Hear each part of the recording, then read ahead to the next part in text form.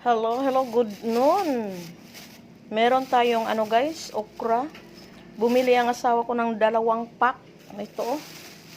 2 pack ng okra. Nako, tag 35 lang daw guys. Ang mura na ngayon. Dati guys, isang ganito, 70 pesos na yun isang pack. Ganito isang pack. Ganito isang pack. Ngayon, 35 pesos na lang po. Ang dami na. Mura ng ngayon guys, ng okra natin.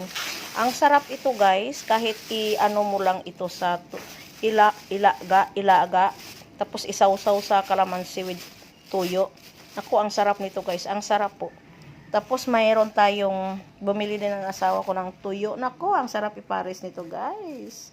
Taob na namang isang kalderong bahaw nito. Tuyo, iprito, at saka meron tayong okra, bites na guys. Nako guys.